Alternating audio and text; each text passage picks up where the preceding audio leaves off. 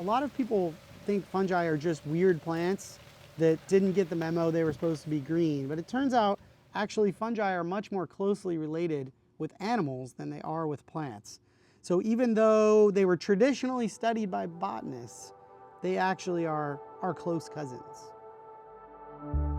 Most people, when they see the word fungus, think of the reproductive structures called sporocarps or conchs.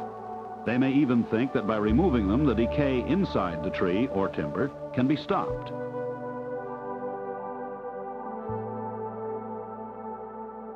There's a whole group of fungi, and their main job is to get their energy from wood. I want to show you some examples of wood decay fungi in my yard. So this is a stump. This tree was becoming a hazard, and I needed to get rid of the tree so it could be a safer backyard, but I wanted to keep some of the habitat there for fungi. If you start really zooming in on this stump, you see, well, this is an old wood decay fungus, and you can see there's another fungus growing on top of it. So we've got a fungus on a fungus. Over here, we've got lentinus popping out, and so that's another wood decay fungus. This guy right here is yet another, it looks like it's spilled paint, but it's not. This is actually another fungus. What you can see from this spot right here is these little specks. It's actually a mycoparasite. So it is a fungus that's growing on the other fungi in that log.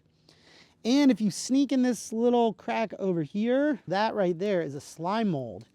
And slime molds are often studied by people who also study fungi, but it's actually in its kingdom of its own. We're here at my neighbor's house. When my neighbor felled this tree, it was ginormous. It was a really big, giant piece of wood, and she left it in the yard, in the front yard. It was a bold move, and I think some neighbors didn't love it at first.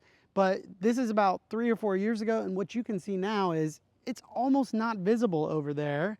And this was quite a large log. It was about double the size. And now it's got this xylobolus is colonizing all the outside, all this inner cavity. Over a course of a couple years, it's basically just becoming soil. And you can see how much moisture there is. When it rains, this thing gets soaked, and all kinds of different organisms can now use that as a substrate for living and growing and hiding and doing whatever they do. And this particular fungus is a good example of one that is definitely a wood decay fungus, but not one that's known to cause any problems in living trees. But there are some fungi that we might consider a little bit more problematic than others. If I had Kretschmeria, for example, where I might be worried that it could become aggressive and might become a problem on neighboring trees, I would definitely not want to leave the whole tree standing in that type of situation.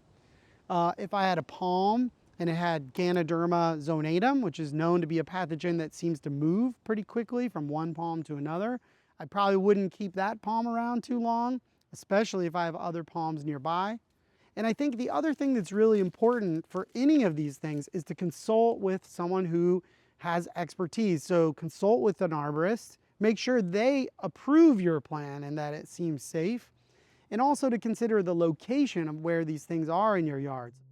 This stump is probably about 4, maybe 5 feet away from my house, and I feel very comfortable having all these wood decay fungi here, and they're not gonna just spontaneously make it over to there. Now, do I want decayed wood 1 foot from my house? No. So here's the thing, fungi need water to grow. You will not find fungi growing on totally dry wood or wood that's been very well painted that dries off some of the time. So you can see my house is painted. If I start seeing some evidence of problems or it looks like paint is chipping off there, I want to do repairs on my house to make sure it's got a good barrier for water. Because the main thing is when you get wood that's chronically wet, fungi like that and they want to move in. This is one where it was left as a snag. And if you peel back things like this, you find all kinds of good critters inside there. This right here, this network of color here, this is actually fungal mycelium all throughout this area. We've got rhizomorphs. Oh, those are great rhizomorphs. So rhizomorphs are where you have lots of mycelium kind of together, making a little cord. And so that cord is being used by this fungus to explore, to find nutrients. And you can see this is all this material glued together with mycelium. And then all along this is the fruiting structure of the fungus. So it's making spores and it's gonna try to find more pieces of wood to colonize.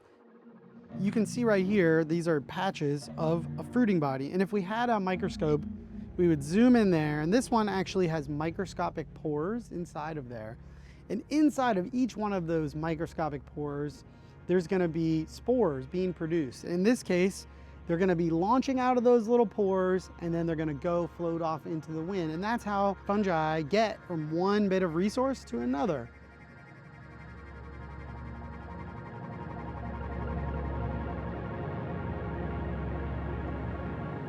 And a lot of these fruiting bodies will end up being food for animals as well. So in an old fruiting body, you might find lots of insects inside. It's fine to touch fungi. They're not gonna bother you just because you're touching them. And many fungi are safe to eat, but certainly not all of them. Now there are some wood decay fungi that are edible. We have oyster mushrooms. Those are native here to Florida. But with any fungi, I always recommend that people be 100% sure what it is they're eating. So if you're not 100% sure of what it is, even if you think it's an edible species, don't eat it, please. When you have a stump like this, not only do you get fungi, but you also get some bonus things, like the fungi start breaking down the wood, and then you start getting some habitat for animals, ants, beetles. As soon as we start pulling apart this wood, we see there's just a lot of action going on in here. So I think this stump is a really nice example of how it doesn't really take away from my backyard, but it adds habitat for fungi and also for other organisms as well.